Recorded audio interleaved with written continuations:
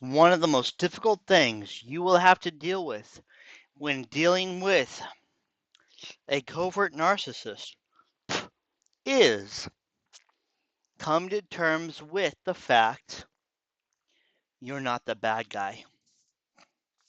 Coming to terms with the fact that you are not the one to blame. Now, this can be rather difficult to deal with if you are a victim of covert narcissism. And the reason why is if you're a victim of such narcissistic behavior, in narcissistic abuse, that is, it means that you're very likely an empath. In empaths, it's difficult for us not to believe that we're the one in the wrong. It's difficult for us to accept the fact that we are not the ones to blame. Because if you're the one at fault, if you're the one to blame, then that means that the mistake on your end can be fixed by you. It can be fixed by your behavior. You can correct the problem. But unfortunately, that's not the case.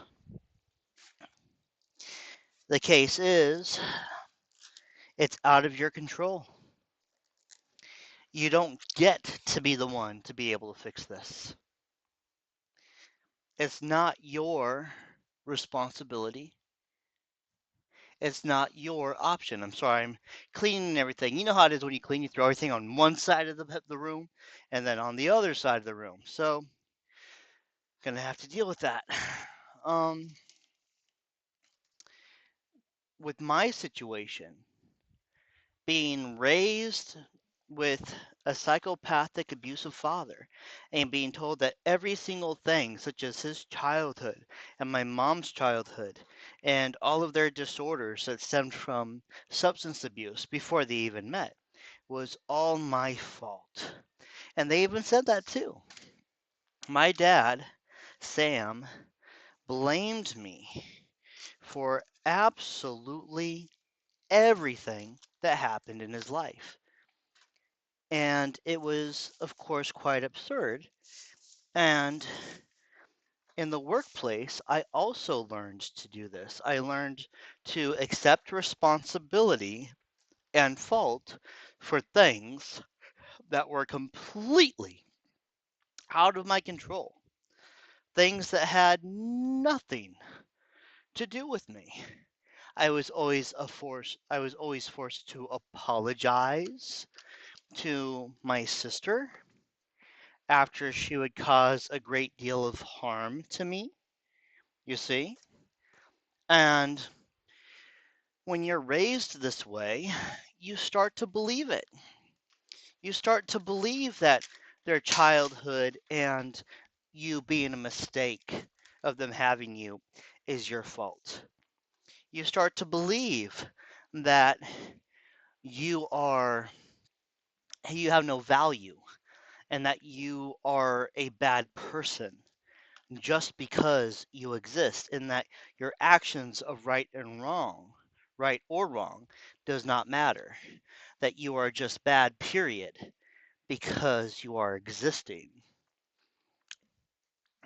And if you're treated that way, like I was treated, it will be a devastating effect throughout your life of you feeling like you are a mistake and you have no value. So, therefore, everything has to be your fault. If you're with someone and there's something wrong in any way, it's your fault. Your parents aren't getting along, they're getting divorced, there's abuse going on, your fault. Your fault simply because you exist. Period.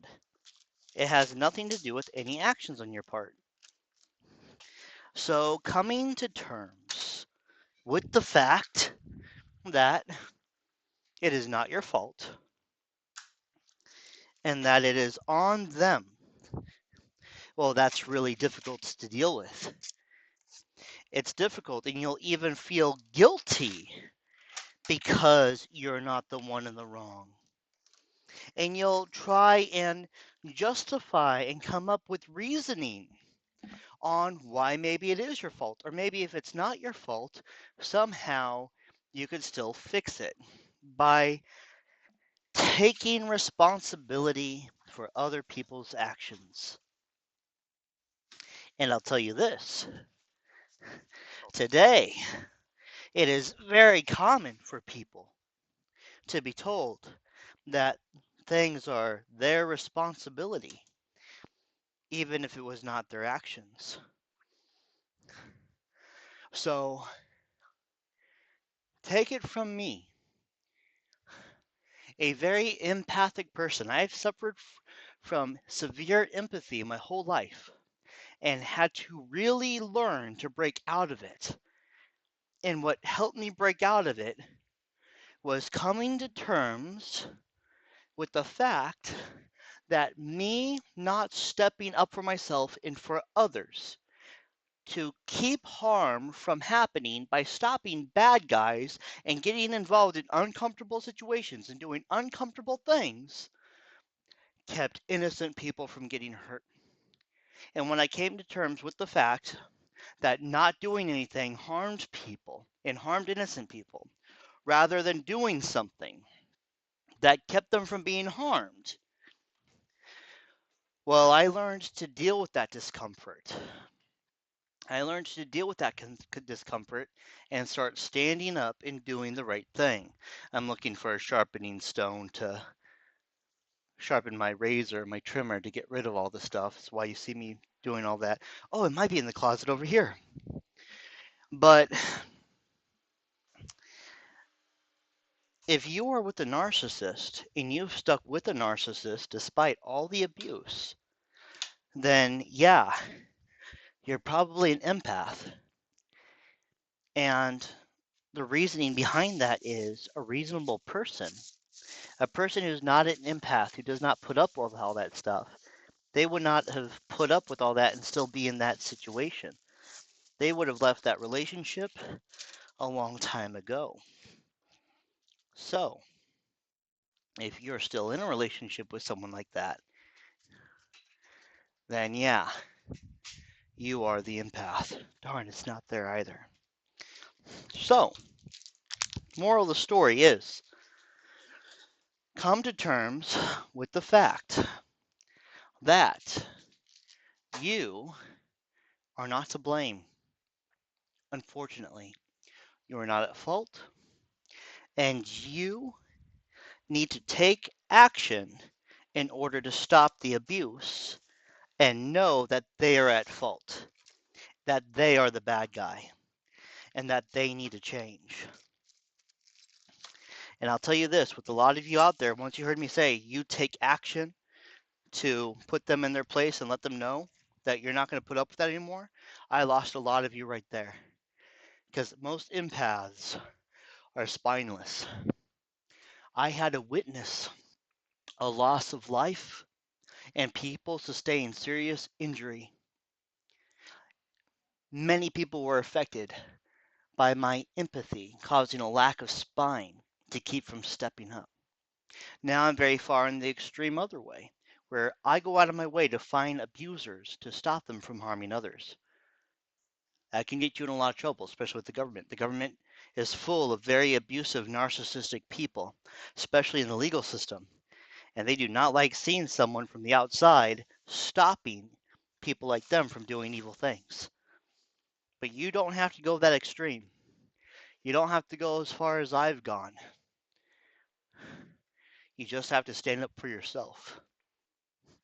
So come to terms with the fact that, unfortunately, as heartbreaking as it is, you're not at fault. It's them.